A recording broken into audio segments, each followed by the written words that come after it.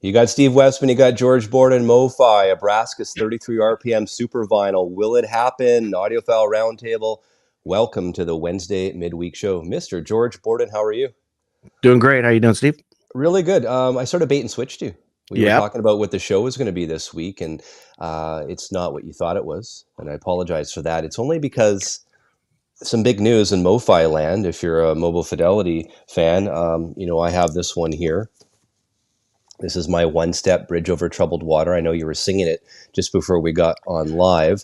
They're doing this 33 RPM super vinyl, 4,000. So look at this, 4,000.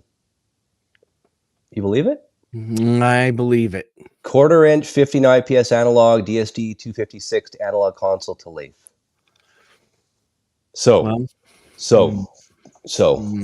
This leads me to speculation now, right? It's all about licensing. The thumbnail shows, well, Mofi do this one. Here's my all analog CBS half-speed master. Mm-hmm. This sounds fantastic for $50. I think any good sounding Abraxas for $50 is what people need these days. CBS half-speed mastered, because of course the one step are around 1,400 US, I think, right now. And it's funny, right? I mean, we went through the whole DSD thing, and I can guarantee you, obviously, not one person's going to return their Abracas because there's only 2,500 pressed. Yeah, I think a lot of people were dug in on that is the greatest sounding record of all time, and there's no way they were going to, I mean, I don't have the one step, but this sounds awesome too for the half-speed CBS half-speed master audiophile edition. It's a good sounding record. Do you think that now? Do you think, because I have an original Canadian, again, it's a good sounding record as well, mine. Is it partially a lot of it to do with obviously the recording and the production, the engineering of that as well? That's going to help. I think that sure. Yeah, okay. Yes, but again, I think a lot of it is more it's hard to I got to choose my words carefully here. I think a lot of the time a record is a sum of many parts. Many parts. Number one, it must start with good music and good performances. And then everything else is a giant slot machine of choices that can and will or won't happen. And I think that it's all of the above is what makes a record good. Yeah. And when you pull the handle and all the fruit lines up, then you win. You're rich in Vegas that way. So my question to you, we're going to have 4,000 super vinyl 33 RPM of this. You can pre-order now on Mofi website. I think that'll sell pretty quickly. These are going for about I was looking on Discogs before we went live, anywhere from I think it's like 140 US and up right now for the one step. There were 7,500 pressed. Where am I looking? So mine is, you can see mine there. What number is mine? Middle of the pack. 3675, yeah. And I remember during the whole 2020, around middle of summer that year, these were a lot more expensive than they are now. So they've definitely gone down in price. Yeah, I think with that record, as we were just talking, I was like, oh, I think I got one right over here, and I couldn't find it in there. But the thing about that record, whether you're getting an old one, a new one, anything in between, is to find a nice quiet copy, just because of the way that the record starts. It starts very quiet. You don't want a bunch of cracklies and poppies and clickies and things like that going on. It takes away. That's one of those records where you really want a good quiet copy. It's like Dark Side of the Moon, right? If you're listening to the heartbeat coming in and you hear too much surface noise and too much clicks and pops, you go, this isn't a good copy. Yeah. Even though if you just wait for the music to kick in, you're fine. It's one of those ones where you want a good quiet copy, and the question is, is it a great recorded album? I think of its time, it was serviceable, and it was but it was demanding because of the dynamics in the record. Yeah, that's paramount. And I think that super quiet vinyl, a nice good Mofi pressing, probably be a good way to listen to The that. SuperVinyl at 33 RPM, not 45, so it doesn't screw up the track listing that you're used to all these years, which is important. Now, again, I noticed here, yeah, obviously, we're talking about will Abracas be a 33 SuperVinyl? I mean, there's a good possibility if they get the license for it. Why wouldn't they? That would really be cool. Yeah, of course it's going to be from a DSD file. I mean, that's absolutely the reason why. They'd be able to do a SuperVinyl again. I'm surprised. I mean, the Simon and Garfunkel came out of the blue. I wasn't expecting that, but I mean, I will tell you from a couple of years ago, I used to do a lot of videos. I was in touch with customer service and some, people higher up at Mofi years back. And I remember at one time, and I did state in one of my older videos from a couple of years ago that they were planning on, not numbering stuff going forward, and there's going to be more releases. And so in a way, it doesn't surprise me because again, we're in the DSD world now, right? So they have the file, it's already mastered by Krieg Wunderlich, right? It just, there it is, cut it to the lathe. Is that as simple as it is at this point? Once it's all been, all of his secret sauce has been put into it, it's there and ready to basically be cut. Is that my understanding? Well, I think that if it was me, I'd have another crack at it just for fun. Okay. You have endless plays with those DSD files, right? So another chance to maybe refer to the original notes and see if there's something that can't be brought out even better. I mean, So that's the thing, right? I mean, Sony does not release their tapes, right? So Mofi would have to go here. This is Battery Studios in New York.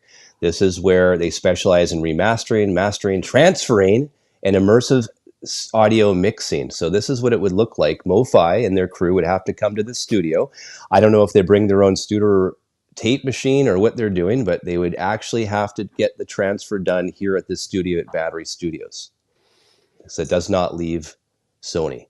And I would assume from there, they would record it onto this, right? A DSD recorder, I would assume. And is they that would what that is? I don't know. It's something. I found it off the internet. I thought it looked pretty smart. and then they go home to Sebastopol, California, and there's their machine that does all the fancy work. Their ultra analog console. And look at that nice big flag that they have in the background. I knew you were going to say that. You know. And then they have this Neumann lathe here. I think it's a VME. I want to say VME 70. I want to say, anyways, Neumann lathe there. Yeah. There it is. But yeah, that's the studio. So they've got the tape machine right beside it. But I mean, obviously, there's a step in between there that we don't see in that picture. But yeah. Yeah, the step in between would be they bring the DSD back with the machine that they play their DSD back on, and they put it through that console that and it could be that. Yeah. Yeah, I think it's a little smaller. I think it's a little bit smaller, but that one's more of a movie one, actually. Yeah, if you want to know. That's a big deal there. That one, yeah. But nonetheless, yes, it's they're going to come right out of that machine and go through an analog console and do all the fun things that mastering engineers do. So that would be exciting. I would love to see it. I guess it's a matter of. I mean, here's the thing. They could go to Sony, Mofi. They know they can sell out. They know they could sell 4,000 copies of this on SuperVinyl. I think everyone here in the viewer, in the comments would say, yeah, we'd buy one. I would buy one because what are they, $39.95 or $49.95? Yep. And you're going to get the same mastering as the one step. Obviously, it's not at 45 RPM. Maybe they try to remaster it again, like you said. Maybe they just use the same file. They cut it with the first time. Who knows? I also know too. Now, all the actual mastered files by Craig or the master engineers at Mofi that they have on DSD now, wouldn't it be smart at some point too? Because I know, working with the Hi-Fi Center in Vancouver, there's still a huge amount of people that stream music with fancy systems. Could there not be a market for the mastered DSD file that Craig does of these cuts to be basically be bought over the Mofi site at some point? Would that be another way to make money? Well, I mean, Mofi does sell don't they sell SACDs of a lot of the records? Right, but here, instead of the physical format, they're like, hey, here's the mastered Krieg Wunderlich file of Abracas you can buy, and basically upload to your system for $29.95.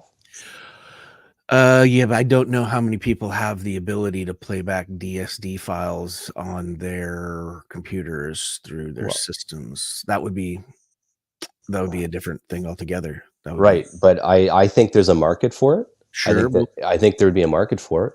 Why wouldn't high resolution? I mean, I think that turning them into high-res files would be,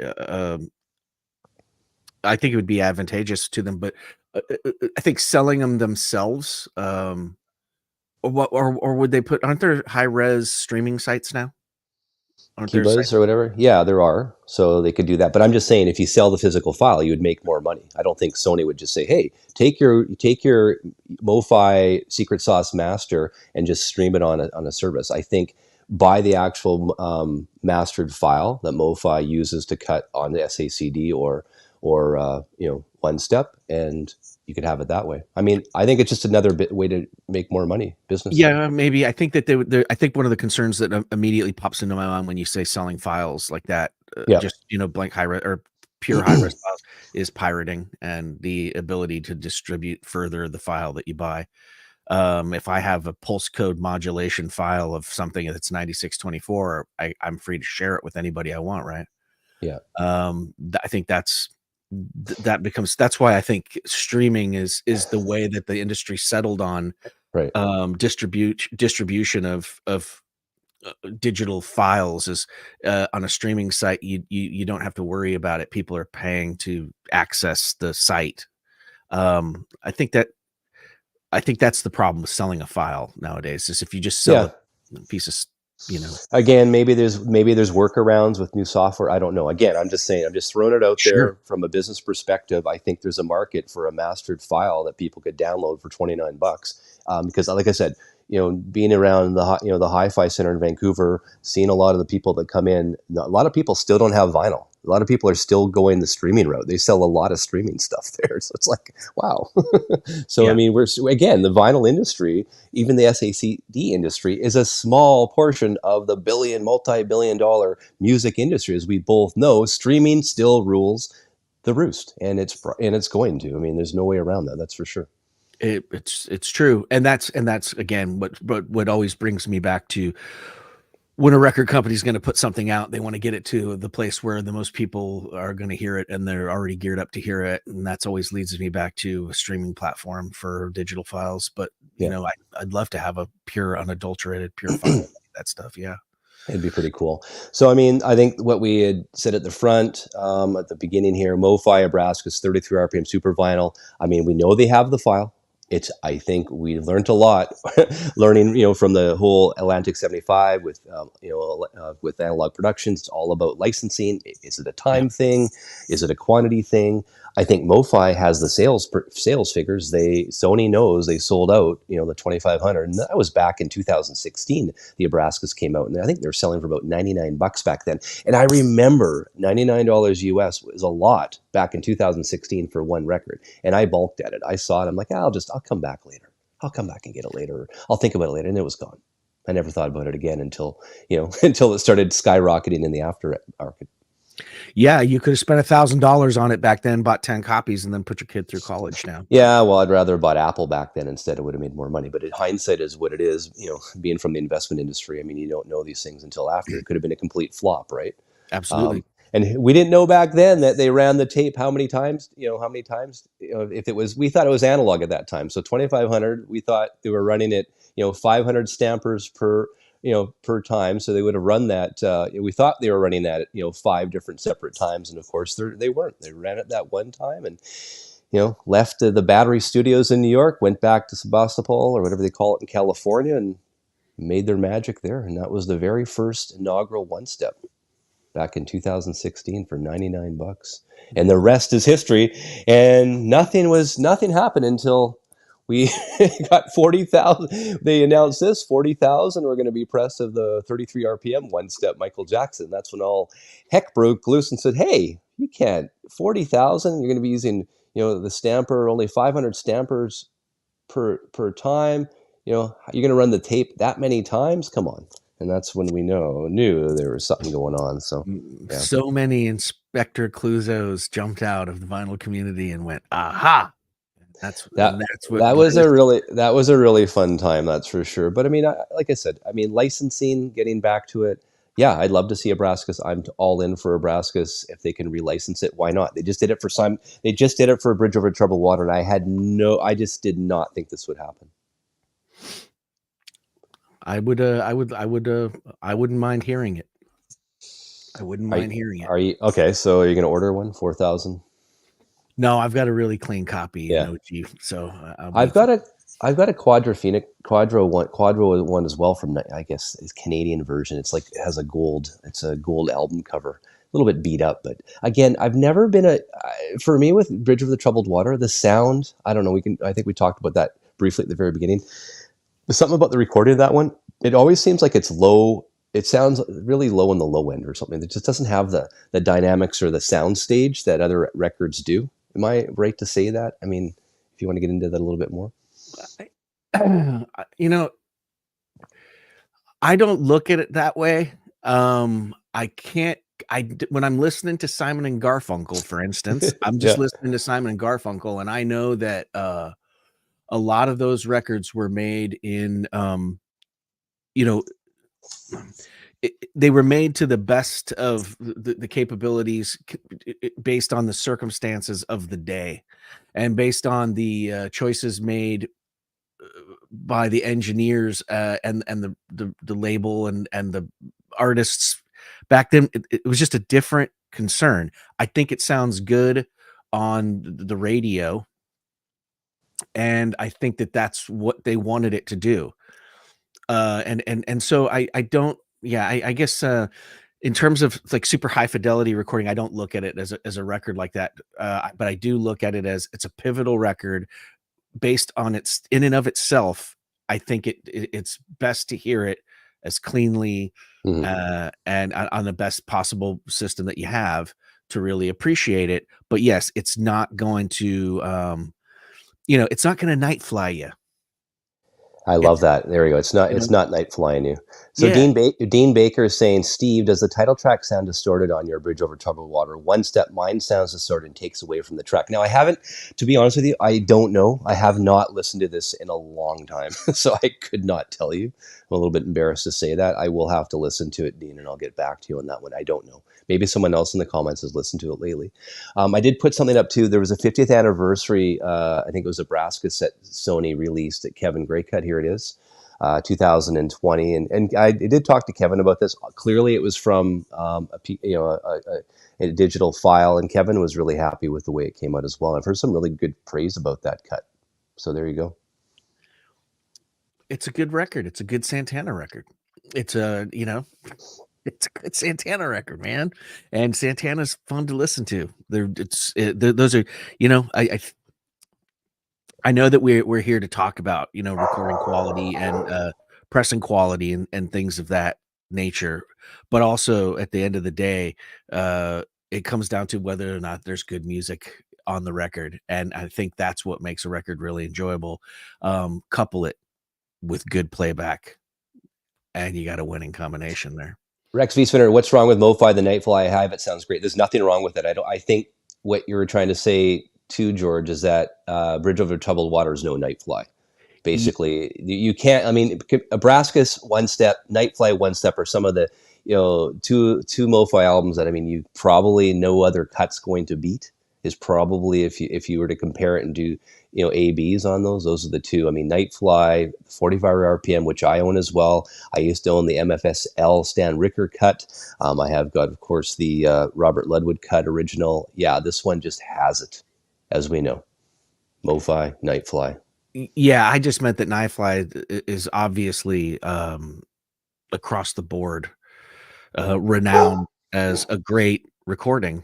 And sometimes Simon and Garfunkel recordings have, let's just say, they're not Nightfly. They sometimes it's just about the performance. And sometimes distortion in recordings it's in the recording, and it's not necessarily always a bad thing. If you have a very dynamic performance that the performance is so good that you get an overload on a microphone because you went from, when you set a microphone up, you don't necessarily have the ability to go from way down here to full yelling at the top of one's lungs.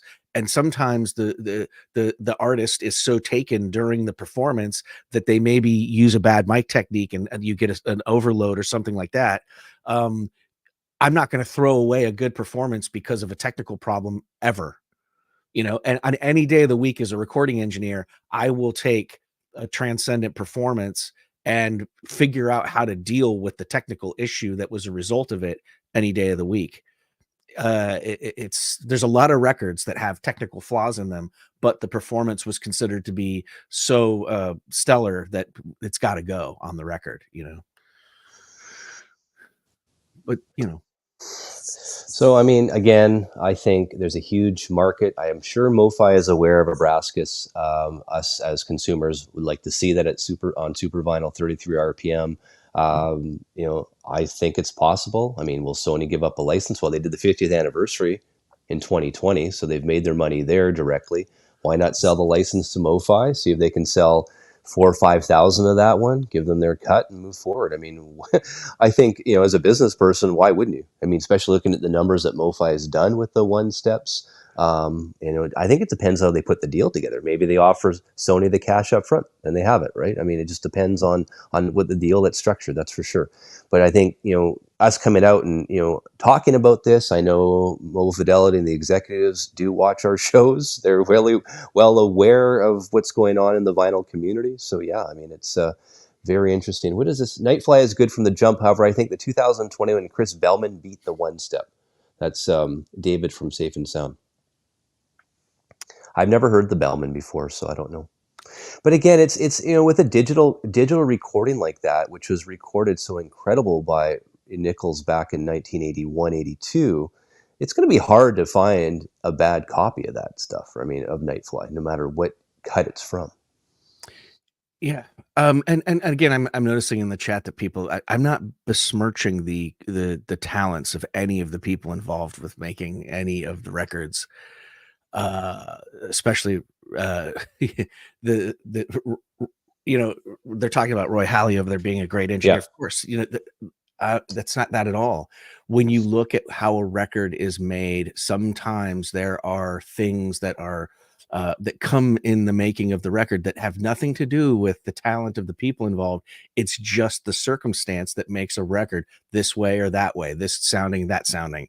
And I'm not saying that those are bad sounding records. As a matter of fact, I think that I own those records and I think that they're great sounding records, but not in the same way that I look at a Steely Dan record, right? Technically, there are some things that were done on some of those 60s, 70s records that make them have a certain sound, but it's not exactly what we would consider to be audiophile. But of course, that doesn't mean that it's not a good record. That it's just to be just, you know, clear that up. Yeah. So I forgot to do our things that make you go home. Let's do that right now.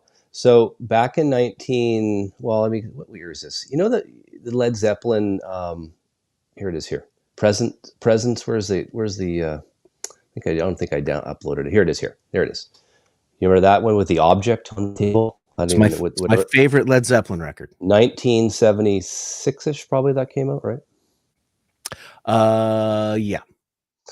So the object is 76, and look at this here. Hopefully I did it. This here is, you know, this one, Led Zeppelin, Houses of the Holy. Yep. 1973. This is interesting because in beginning of March 73, we had Pink Floyd's Dark Side of the Moon released. End of the month, you had this album, Houses of the Holy. So you see the kids that are walking up the mountain, like little Lord of the Rings sort of mountain thing in Moldor there. You see? I do. I see that. So things that make you go home is this. These kids here. Yep. The one there's a sister and brother, actually. I think they've just duplicated it on the cover. Correct. But Samantha Gates and Stephen Gates were on that, and she is also on the back cover of Presence. There she is there. So Houses of the Holy, she's on the front cover, and in the back she's on the back cover of Presence right there. Samantha Gates and her brother Stephen. Things that make you go home. There you go. Both good records, by the way. And Hypnosis. Consider them audiophile. And Hypnosis is the one that also they designed this cover, this cover, and they designed Pink Floyd's Dark Side of the Moon. So another connection there as well, right? So they were busy back in the 60s and 70s. And that leads me to this. I see we have 100 viewers, George. What do we want to do when okay, but this is the thing. I want 100 thumbs up is going to get someone a little goodie today. Because I've noticed with these, when we say get the thumbs up, the show actually gets more comments and it's more exciting. I'm going to give away 2 things today, George. If we get 100 thumbs up before the end of the show. So thumbs up, I'm giving away 2 things. So first, I'm going to give away this Quadio War, The World is a Ghetto, original 1970s quadraphonic mix. Great record. This is for someone once we get to 100 thumbs up. And then in the comments, George is going to pick someone at the end of the show once we get to 100. It's going to be up to you. And then I won't say the name of the band because apparently I've been saying it too much, but this is another Quadio release. This will be part of the package for one lucky viewer once we get to 100 thumbs up. This album here, I'm not saying it. I'll say it. What is Black it? Sabbath, Paranoid. Okay, there it is. So these are the quadraphonic releases, 24, 192 high res, Quadio and stereo audio CDs. Had to say it for all the listeners in Ecuador. Still got the Ecuador crowd there as well, but thumbs up, guys, at 100. George will pick someone, and then what I want you to do, once you hear your name, go to my profile of the channel. You'll see my email. Email me with the details, and I'll send you these beauties here. What's this one called again? Black Sabbath, Paranoid. They got a song on there called War Pigs, which I think is fantastic. Which is supposed to be the name of the record originally. Thus, oh, really? I did not know that. Yeah, I think the label at the end of the day said, I don't know about that title. Let's change it to something else. Well, you look at the cover there. It's got some guy in like a moon helmet suit with a, sort of with a sword or something like that. And that's why if it said Black Sabbath War Pigs, the cover would make more sense. And on the back, it's the same thing.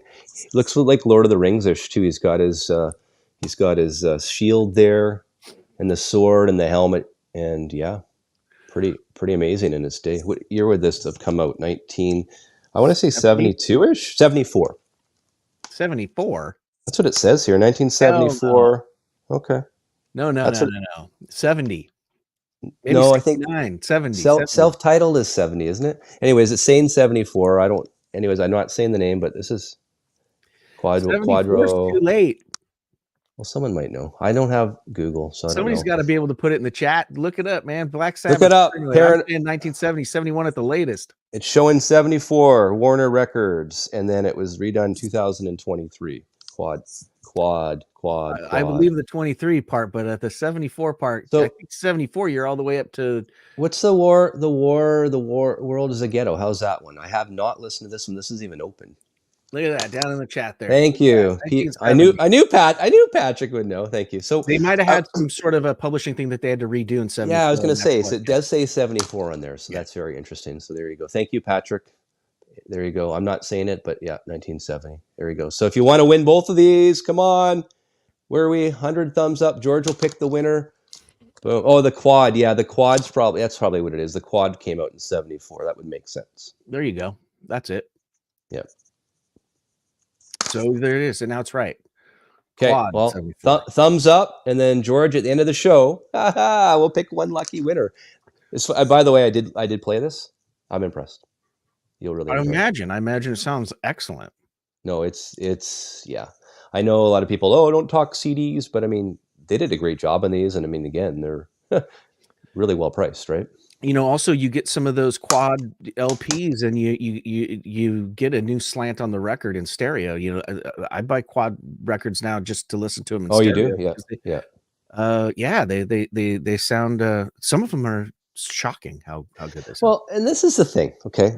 Stereo. People need to be reminded, I mean, me included, stereo is 3D. It's three-dimensional, right? It's not just one sound. It's three-dimensional. That's what stereo is. So having a quad version of that is really going to bring it out. Yeah. And this one really does. I think you'll be whoever wins this, I want some comments once you've listened to it. You'll be impressed. Trust me, I have tested it. So that will be kind of cool. Quad LPs are wonderful for most part, yes. And the mix, and the mixes on many quad LPs varies from the stereo, he says. Can I pick myself? Oh my gosh. No? I thought you don't have CDs. You've told me, I've asked you this before, and you don't play CDs. I get a player for quad Black Sabbath. Well, I'll just have to go down to Best Buy and get a player. Yeah, well, that's another thing too, right? It's Blu-ray. Oh, It I can won't. play Blu-rays. I got a PS5 right there. This won't work on your normal CD or SACD player. At least it didn't work on my Marantz. I had to put it on a different system. Oh, so I can pick myself. I think that's what I think. I think the contest is already over. As a matter of fact, Blu-ray. Don't forget. So you're out. Well, Blu-ray players are cheap. What do you can get them at Best Buy for $90? Is that what you're saying? yeah, I'll only pick myself if we don't get to 100. How about that? Let's get to 100, so then I can't pick myself. There's the rule. So okay, here's the rule: if you don't get to 100, I'm giving them to George. Come on, man, push those thumbs up, folks. I like Bandy, Mr. Bandy. The quad will make you see Ozzy in the fourth dimension, or just right. watch an interview. The same effect. I did watch. It's just called Lemy, the documentary. I mentioned it to you. Yeah. I actually bought the documentary on iTunes. It was $9 or $10. Yeah. Watch this documentary. Again, he goes into Lemy from Motorhead. He passed away, I think, in 2017, 16. Anyways, a while back now, and rest in peace, Lemy. But he does get into, basically the documentary has him in his apartment, which is close to, what was the bar that he went to? Was it the Roxy down on Sunset? Or the Rainbow down on Sunset Boulevard? He used to go there a lot, playing the poker machines and the trivia machines. But they go to his apartment, and it's this disgusting. Like, have you ever seen Hoarders on A&E? Like the Hoarder show? Lemy was a hoarder. Yep.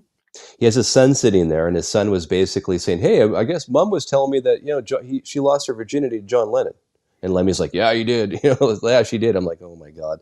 So it's an interesting documentary. He also goes into a record store, and he's flipping through all the Beatles stuff. And when was this documentary? I think it was 2010 when it came out. So that's when we had. That's just when the Beatles mono was released, right? So he goes, asks for a box set of the Beatles mono on CD, and they didn't have any. Then some woman behind the desk comes out 5 minutes later and says, "Hey, you can buy mine." He goes, "This is the only way you need to listen to the Beatles is in mono." And she's like, "Yeah, I agree." So he bought a Beatles mono CD box back then. He says, that's the way it should sound. Yeah. So yeah, the Lemy doc free on YouTube, Steve. No, I had to buy it on iTunes for $10, and it's well worth the $10. Because if you watch it, I've already watched it twice, so it's well worth it. Amazing. Yeah, it's a great movie. I think Lemy even made sure to push the mono button when he listened to Abbey Road. Even that's how much of a stickler he was. Not really. Well, that up. What was the name of his band that he got kicked out of for basically being drunk and belligerent and late? Hawkwind. Hawkwind is a great band. I actually streamed them on Spotify last week, and there's some cool tunes. There's some cool stuff on there. Yeah. I mean, and they had much more life. Even a lot of people go looking for the Lemy era of Hawkwind, but there's a breadth of and they're still touring today, Hawkwind. Yeah. With the same lineup minus Lemy, obviously, and they've done really well. And Hawkwind is a cool, I would say, psychedelic-ish band, I guess, from the late to mid '60s, right when it came out. Had Lemy playing, I guess. He was lead vocals on some tracks. Obviously, he did some singing, played some bass guitar. Was he a 12-string bass player, or was he just regular bass? He just played his old Rickenbacker, but he was a speed freak, right? That's the name Motorhead. That's what it's code for, right? So instead of shying away from his issue, he just based his band name on his. There you go. I got to pay $10. It's free on YouTube. There you go. Congratulations. I paid. Lemy. Oh, there you go. Free on YouTube. There you go, folks. If you like the film and you think you're going to watch it again, go buy it. Support the filmmaker.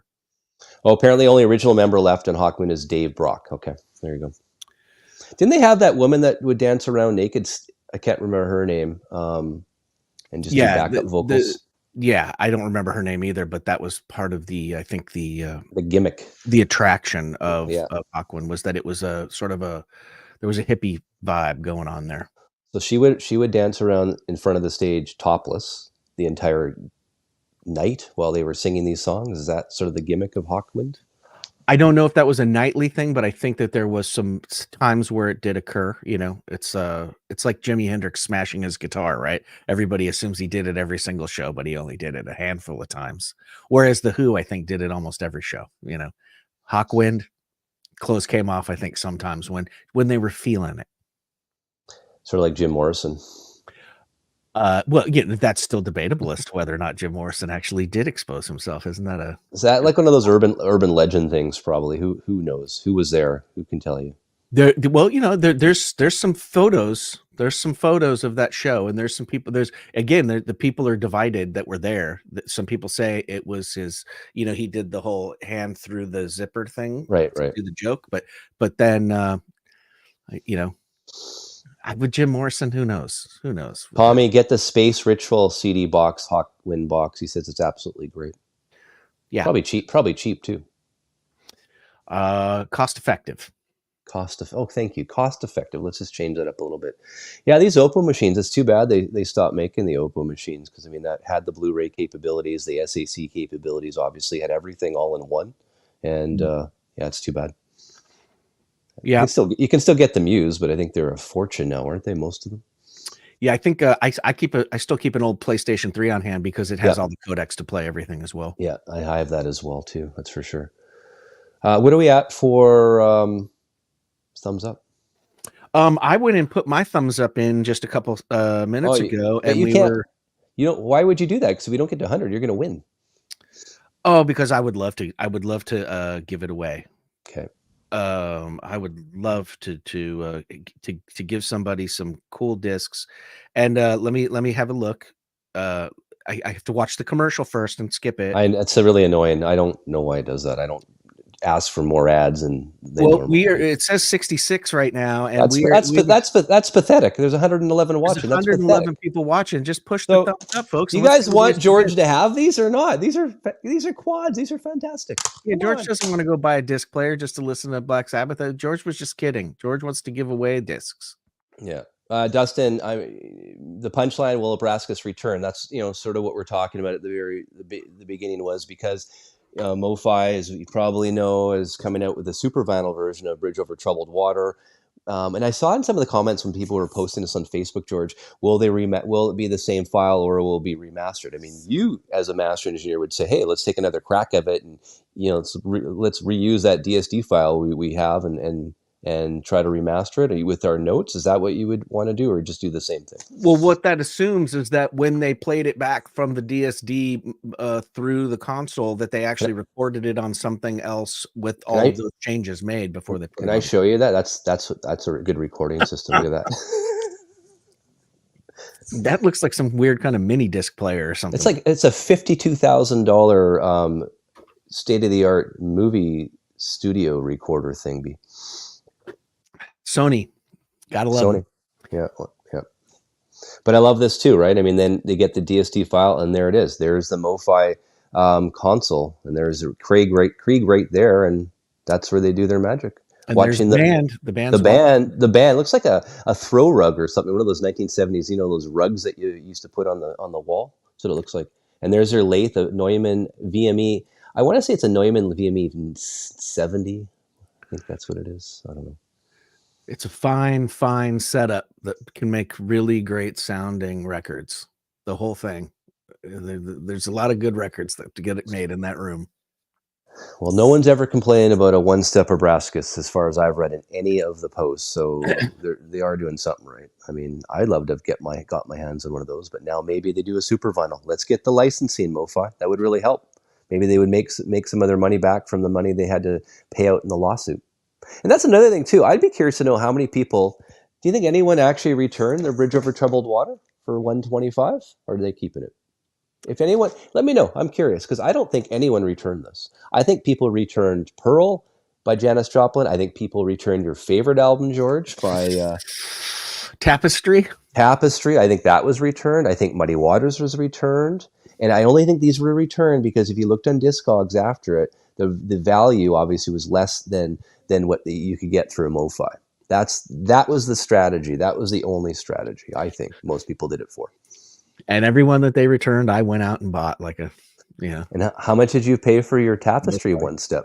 I paid full price for it. It was like $100. After the fact? I don't know if I bought that after the fact. I might have. I think And returns haven't started yet apparently for Mofi. Sorry about that. At the same store where I bought the Tapestry, I also bought the Beetle Mofi box as well. Ooh, you spent a lot of money that day. I do. Yeah, sure did. But I have this weird fever when everybody hates something, it attracts me to it. So I go and I seek it out because I just have to see how bad it is. That's almost more intriguing to me than when someone says how great a record is. If everybody agrees that it's great, I go, well, okay, well, it's great. But if everybody says that it's horrible, I go, I gotta see for myself. I don't know. It's a weird fascination of mine. So George is a major contrarian then, sounds like. And maybe so. I just gotta know. I gotta hear it for myself. How bad could this be? Another good one here, Rick's V Spinner, aside from Mofi's Los Lobos Kiko is a great one too. I don't have that one. Yeah, Los Lobos records all sound good. So Los good. Doesn't make bad sounding records. Bourbon Street saying Bridge Over Troubled Water was only available for $100 return value, apparently, through the Mofi lawsuit. I don't know. What did it cost when it came out? $125, I think. Oh. I want to say, maybe you can correct me, Dustin, but I think it was $125. Isn't that thing if you put, you can see if you do this, you can see it's like a long mustache or something like that. See? Oh, yeah. Art Garfunkel's got a long mustache. He's like Lemy now. See? It's Lemy. Yes. Yeah. But yeah, this is before the controversy. So like when I bought this, I thought, oh wow, this is awesome. It's nicely packaged. It's got this wonderful, thing here, right, with the liner notes. Right there, I'm already done right there. When you got both hands out and you got stuff in both hands, how are you supposed to grab the record now? Well, and the thing too, and then all of it, and right here, I will tell you, everyone knows now. I've got thumbprints on it because of the way it was, and then, I mean, talk about a sexy picture. I mean, come on, look at these guys. That's pure sex appeal, right? Yep. But what's interesting too, right? I mean, this was the big controversy. When you got this, the one step, where am I looking here? I can't really see it, but it said original master recording right there. Yep. You can see it on my thumb. Can you see it there? I see it. Am I looking? There it is, yeah. But it didn't have that step where it says original master recording and then DSD, which they've changed now as of the Michael Jackson one, right? So, yeah. But that. And then they have, of course, fingerprints all over them. But also, I got fingerprints all over these ones, man. Wait. Can you go back to that chart again that you were just showing? Because there's so much stuff here. It's like all over the place now. Oh my god! Which way am I going? You know what's also not in between the tape and the lacquer? What? EQ, compressor, any types. That would but that would be the console. That's a no-brainer, though. You would think that's what they would do. Just saying. Yeah. So that's a lot of work. This is a lot of work. And then you got to put it back together. Yep, that's. And you know what? If I set that phone thing down, my dog comes up, grabs it, and runs down the hall with it. So why wouldn't a 33 RPM? That's a lot easier work. It's just you flip it once, and it's like that's it. You don't have to go through all this. Take the whole thing out. You can't stand it anywhere. You're picking all this stuff out. And then I got to lean over. It's got this thing here. Got this big piece of sponge. It has a weird smell to it. I know it's a weird scent to it as well. I know you guys would agree with me there. Maybe that's because my dog ran down the hall with it. No, it doesn't smell like dog. Maybe it does smell like dog pee, but and then I touch it, and then now I've got fingerprints all over it that you cannot get rid of. Or dog nose prints. You can't get rid of nose prints either. Here you go. What are we at for thumbs up? Do we get these yet? Someone get these? You know what? I think that people are just sleeping today. I'm still seeing 66. Let me go back and refresh. I think if you refresh, I'm refreshing, but I got to watch the commercial again every time I refresh. That's nothing I can do about that. That's a YouTube thing. And every single time I look, this is why you want me to check. Okay, 75. Come on, man. 75 thumbs up. 114 watching. 25 of you. That's the thing about wearing gloves, like Charlie. Like, why should I wear gloves to put a record on? Come on. Maybe they should send those little white gloves that they send when you get a new turntable, and they give you the little white gloves so you can put the turntable together. Maybe they should include white gloves with those for the cost, I mean, you think you get those white gloves for nothing. So I would say I think 4 to 5,000 Mofi 33 RPM SuperVinyl Abracas would be a good start license for. I think there's a market. Yeah, I used to have that record. Is that the one that's got Greg Raleigh singing hope you're feeling better on that? The one? Is that on there? Hope you're feeling better on there. Greg Raleigh, it's a heavy rock tune. Is that on there? It's not on this one. No. Greg Raleigh sings Mother's Daughter. Oh, I thought Hope You're Feeling Better is on that one. What's on that? Black Magic Woman on that? Singing Winds, Black Magic Woman, Peter Green, Gabar. Is it Sabo or Sabaz? Good more Zabo, depending on who you ask. Yeah. Greg Raleigh sings. Greg Raleigh's a great vocalist for Santana. I love Greg Raleigh, vocalist. Again, I'm just trying to look here. So guess what? Guess where this was recorded? This makes a lot of sense now. San Francisco, California. Yeah, your friend Wally Hyder. Wally Hyder. Mm-hmm. Yeah, Wally Hyder. This is the thing. And so tell the folks some other great sounding records that Wally would have been part of. There you go. Like, this is the thing. I mean, this is a great recorded, produced, engineered album to begin with. It makes the master engineer and the record company's jobs a lot easier when you get a great sounding master tape. And I think my old buddy Fred Catero was on there as an engineer. Let me just see. Engineers David Brown, John Fiore. There's the two engineers on there. Maybe Catero did the earlier records. But Wally, amazing. But yeah, I like mine. This was I think you can get these for $50 a half speed mastered. So again, if you want a pure analog, not bad. Pure analog. I like the CBS. Is it the CBS half speed masters? I think they're still pretty good value. That's for sure. I think didn't they do a Supertramp one of those or something like that? No, they did not do Supertramp. I think you're thinking of Speaker's Corner, maybe. I thought I have a Breakfast in America that has that little logo at the top of it. Oh, maybe they do. Yeah, I thought so. And I don't think Doug Sachs mastered the CBS master sounds because it's a half speed master. I don't think Doug Sachs got into the whole half speed mastering gig, if I'm not mistaken. All right, I'm trying to find. There's another one. If I can only remember my name, by David Crosby. Again, you get the Mofi cut. I think there's a Bellman cut, the original cut. That's another quality album. No matter what cut you have, sounds really good. 80 thumbs up, 20 away. That's not great. Why do I want to give it to George? Come on, George. The A&M Audiophile, I think, for the Supertramp. I have that one. Yeah. I have an AM and Audiophile. I have all the Supertramp on my Canadian. Those are the Canadian Mofis. I have those. Yeah, Bandy would know that kind of stuff. He's got all that kind of dead wax and stuff like that together. Boston self-titled was a Wally as well, which was an incredible sounding album. The original. I have an original UK cut of the Boston album. It sounds great. I recently acquired some UK pressings. The only new acquisitions I have, and one of them is a UK first pressing. Would you like me to show it to you? Do I have a choice? This right here. I showed this on my program the other night on Sunday night. This is a UK first pressing of Ram, and again, similar to how when you get the first pressing of Abbey Road, this is that same kind of vibe. I can't go back and listen to the other ones now. To find a minty copy of this, it wasn't too expensive. It's almost brand new. Again, it's got the YEX, dead wax imprint and -1 and amazing sounding copy of this record. This is one of the first records I remember having on my own as a child. I had this record very early on in my room, and I love this. This is my favorite Paul McCartney record, bar none. And this sounds fantastic.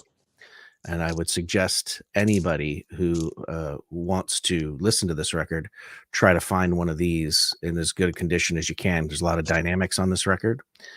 This sounds fantastic.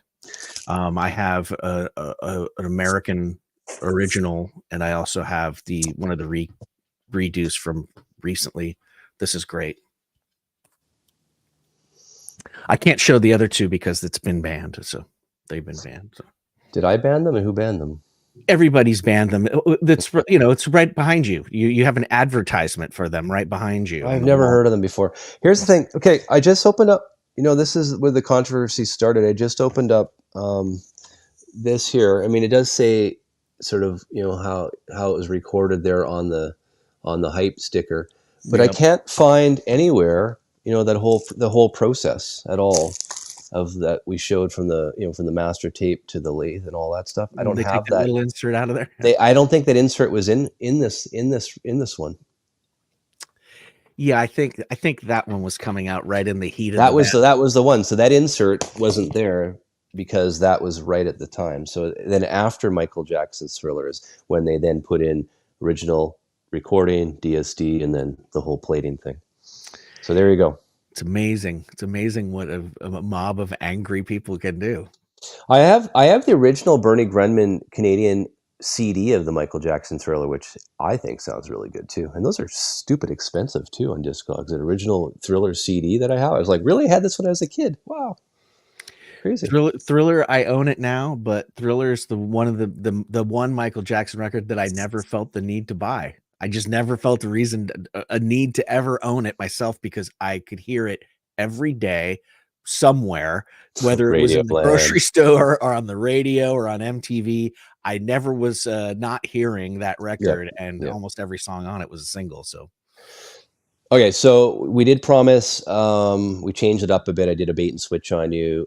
Why our generation or an older generation aren't really digging new music today.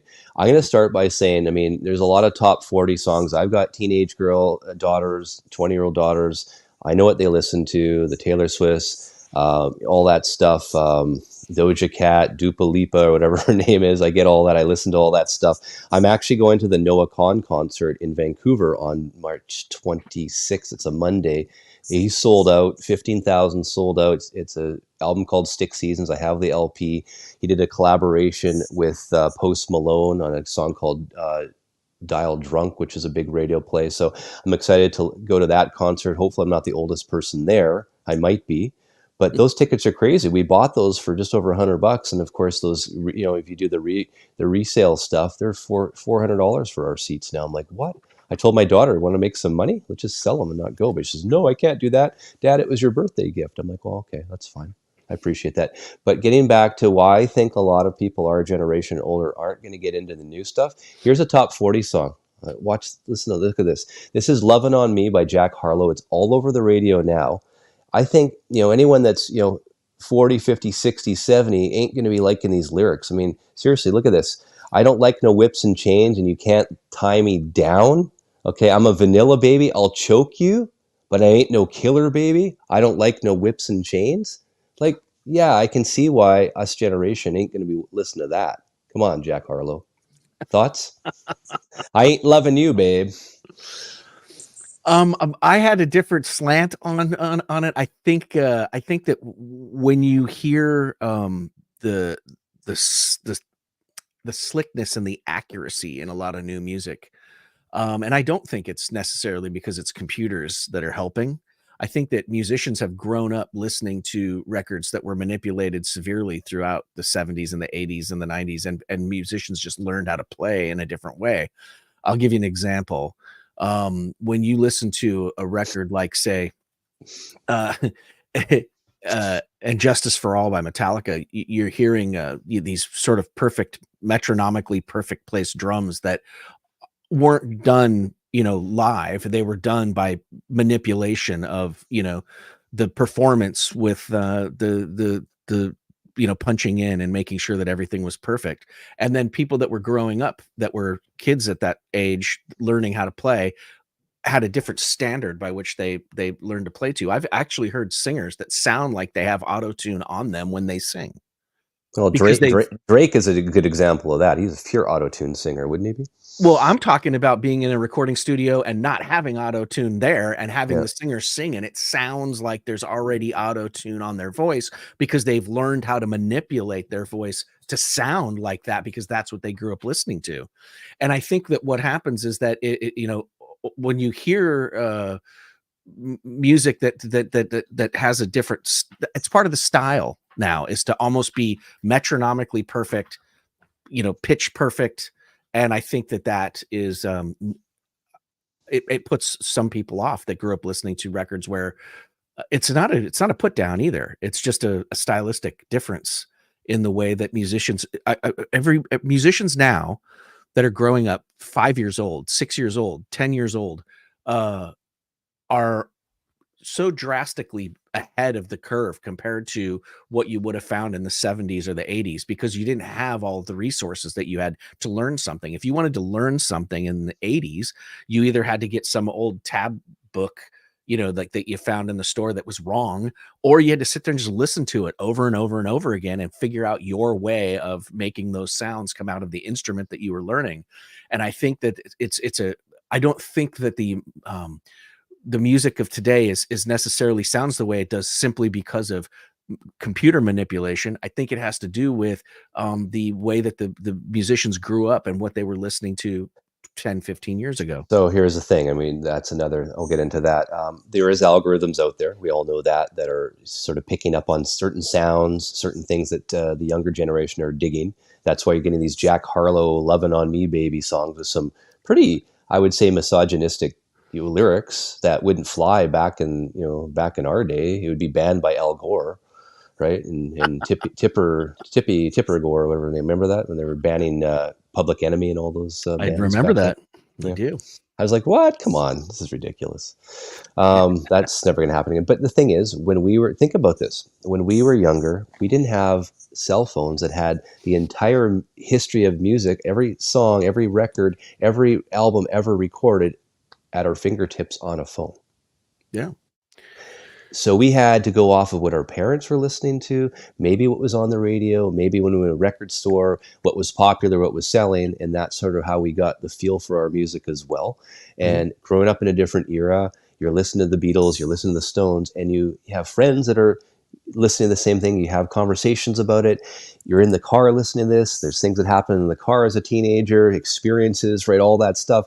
That's the music of our time, and that's one of the big reasons why you're always going back to that, is because of the memories and the experience from those days that you had those records playing or those CDs or cassettes playing. So to basically make a jump forward to listening to Jack Harlow on Top 40, someone like our age or older, that's got to be tough. Like, I'm not listening to "Lovin' on Me, Baby." I don't need to hear women getting choked out. That's kind of weird. It's kind of weird. Well, especially too in this whole Me Too generation, that's acceptable. Just saying. I got five daughters. I'm allowed to say it. No, there is the subject matter, and that becomes down to an age thing too. There's a time where you're listening to people singing songs, and it's definitely geared towards an audience that is not you, right? I mean, it's like I even had the reverse thing. We were a Canadian band called Rush on the Sunday night show, where when I was 20 and Rush started going into their more kind of adult phase of singing, that the subject matter became more about adult issues, I felt sort of left out of the loop because they were singing about stuff that I didn't want to think about at the time, and then after I got older, I went back to those records and it made more sense to me. Right. So it can go both ways, depending upon where you are in your lifespan and what is interesting to you or what you're going through in life. You want at least when I was growing up, the songs were a reflection of what you were going through in life, so they complemented your life. Right. And that's what the younger people are doing. It's the same as us, but they have a wider opportunity with Spotify, with all the streaming, than we did. we didn't have any place to listen to our music other than buying it, which I didn't have unlimited funds. So I'd have to go to I was thinking about this the other day. Actually, one of my high school buddies had texted me. He goes, remember when you used to come over and you used to tape my Jimi Hendrix records? And that's what we used to do. I didn't have, I'd go, Brian would say, hey, I got Jimi Hendrix. You want to come over and listen? I'm like, sure, man, I'll bring over a cassette. So I would basically then record while we listened to Jimi Hendrix or Experience or whatever it might be, or the Who, Tommy, all that stuff. And I'd have it on cassette as well, because you couldn't have everything. It was impossible as a 12, 13-year-old to have all that, have money to buy every single thing. So Absolutely. that's what we did. So today with, your phone has all the movies that ever been made, all the songs that ever been made.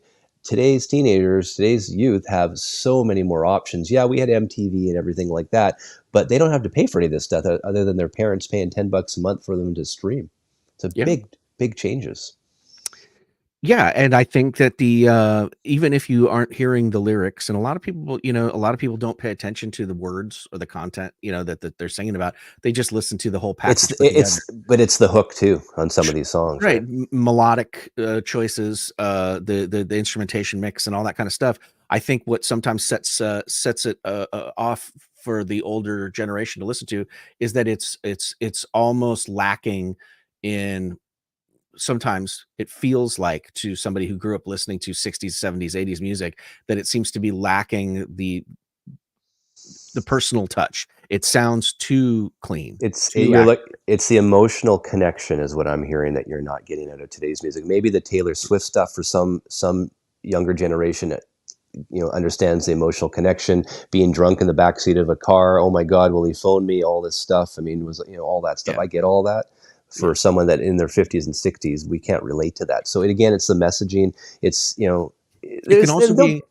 can also be encoded in the music too, without even knowing what the subject matter is. That's the other thing I'm talking about, is that when you listen to a piece of music and you listen to an arrangement of music, that just the actual way that the music is put together can infer that or imply that, and sometimes that just doesn't speak to somebody. From I do like, I mean, I've talked about it before, but Doja Cat's Paint the Town Red, which the Walk On By from Burt Bacharach is used on that as a sample. I do like the way they put that song together. It does have it's pretty catchy, and you catch every single time. I mean, you got to like that type of style, but I like it.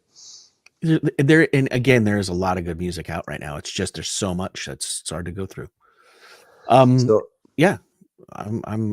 think it's interesting where we're at right now. We have a lot of choices, and here's the thing, right? I mean, I've been asked this before. It's like, will the younger generation still keep buying vinyl? Will they buy, older titles of stuff we're talking about? I mean, I don't know. Maybe in 5 or 10 years, something like Jeff Beck's Wired here, no one ain't going to be buying this. If you're, the younger generation might not be buying this record. And this, as you know, I mean, this is the Analog Productions. This is absolutely phenomenal record here, the Jeff Beck Wired. Absolutely. I love it. I think that it'll always go in cycles. We always see it. We always see this sort of ebb and flow of, people get sort of tired of it because it's all in there. It's like the Beatle backlash, right? So many people start talking about it, and after a while you go, I'm just tired of this, and you move away from it and you go into something else, and then after a while you get that little hankering to kind of look back again, and then it comes back and it goes away and it comes back. It's all, I think that it'll go on. It'll just be, you got to live through one of those sort of troughs and then wait for it to kind of subside, and then it will come back, and who knows, maybe. But I love the Easy Now 27. You probably listened to the Grateful Dead in the car. He drove 6 hours to see the Dead in '84 and drove back after the show to make class the next day. They did the longest show of the year. How hungover would he have been that morning? That would have been the worst morning of your life. I didn't know it would have been for me. Yeah, and OG Beck is awesome. Well, I mean, this is, like I said, the Analog Productions version here. I love it. Yeah, I would just suggest to anybody, buy whatever Jeff Beck you can and soak it up. These are still probably, I don't know. Again, I haven't looked on Discogs on how much these are, but yeah. Remember is it Jan Hammer? Jan Hammer? Jan Hammer?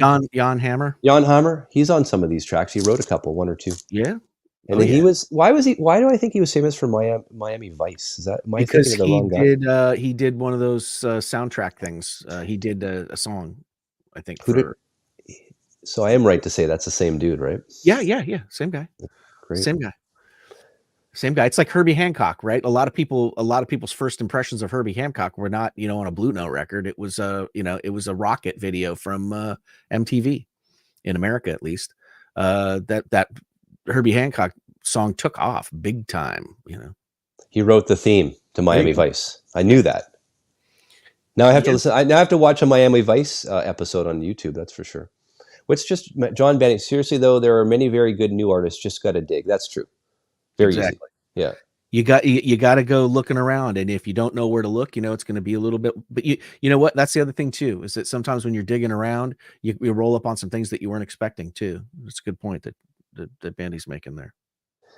Steven says, Steve, if we get kids into these streams, they will keep buying these LPs. I keep saying how kids are in different spaces as long as we say we are be okay. Old.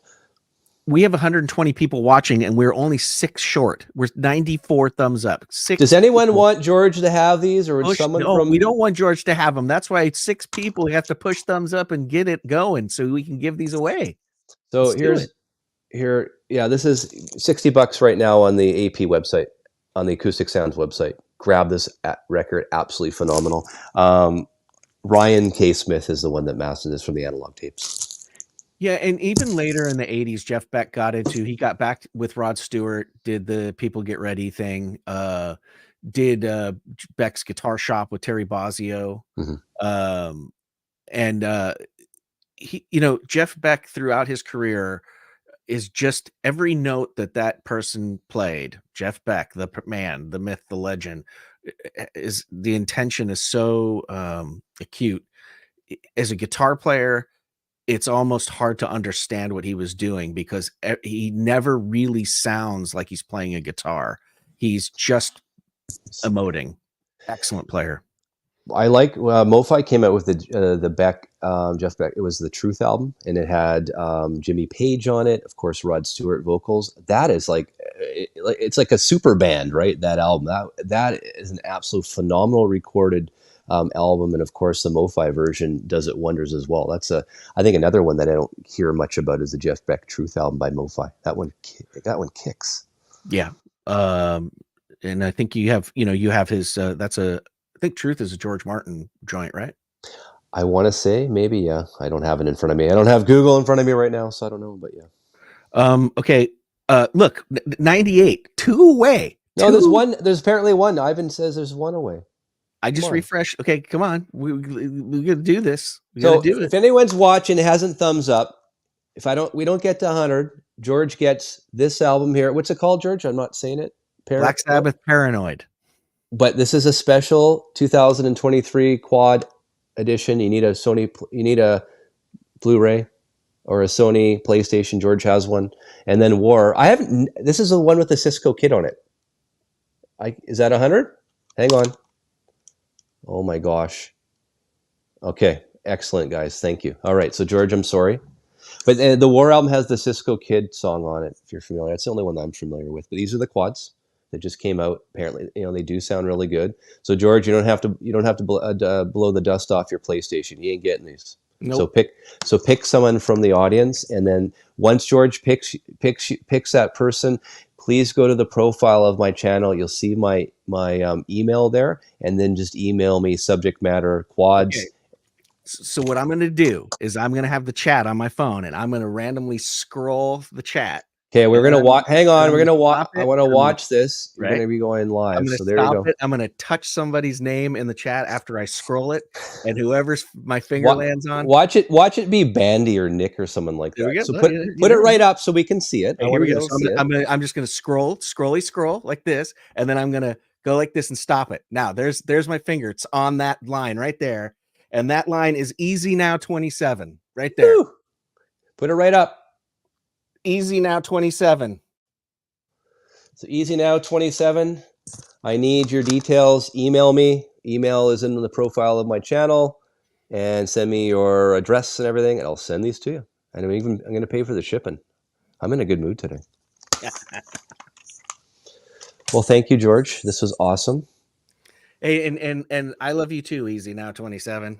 And I didn't. Everybody saw it. It was live. It was real deal. You got it, fair and square. That was real. That was really good. Yeah, Easy Now 27. Thanks for that. That's great. So just email me, hit me up, and I'll send those out to you. George, you want to come back? You're going to come back on Friday. We'll have we'll expand the roundtable on Friday. You free for another chat? Of course. Always. Awesome, excellent. And let's hope Abracas, SuperVinyl, 33 RPM. You seem to be starting something here. You seem to be starting something. You're building a momentum with this. I never do that, but it makes a lot of sense.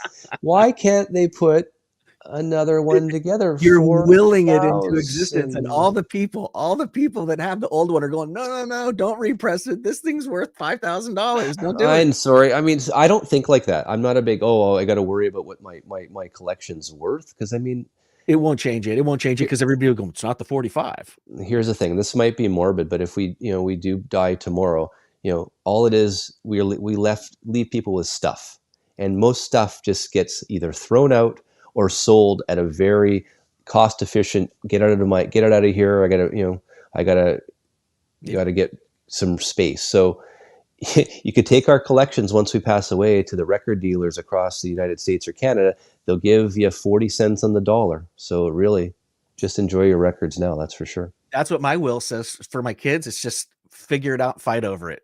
Just figure it out. You take this stuff and sell it. I don't want kids fighting over stuff, though. That's annoying too. You don't want the stress of that. But it's just records. Just play them. But Mofi, if you're listening, I think there's a market. I think 5,000. They could press 5,000. They sure could. When I say 40 cents, if you're going to sell a whole collection to a record dealer, yeah, they're going to give you. They want to make money. They want to make 100% of what they're basically buying from you. So if your collection you think's worth 50,000 on Discogs, well, guess what? They ain't buying it to you for they're not going to give you $50,000 check. They'll give you maybe 20 because it's going to take time, money, everything else to sell that catalog. So they'll give you an upfront check, but it ain't going to be what Discogs is telling it's going to be. Never. Maybe 50% of the median. I don't even think so. I'd love to know. Well, I guess they wouldn't tell us that. That's for sure. Thank you, Ivan. I don't think so. George is up there as well, but I appreciate that. And he says, and I know the whole process sucks. I mean, that's why I enjoy the music. And I did this challenge a couple of years ago. Like, why leave stuff unplayed in your collection? Like, not open, all that. Like, play your music. What's the point? Only one. Yeah, they're not baseball cards. There's music on them. Play it. Come on. No one's going to care. Once George Borden is 6 feet under, I guarantee you not many people are going to care what's behind you to your right there, George. They're going to say, oh, I'm going to go to my local record store. Look what Dad left me. I'm going to get, okay, I got, Mofi's Abracas one step. I'll go to the local record store. Oh, sure. We'll give you $100 for that, son. I mean, who knows? Anyways. We'll see you Friday. Thanks, guys. Bye. See you next time.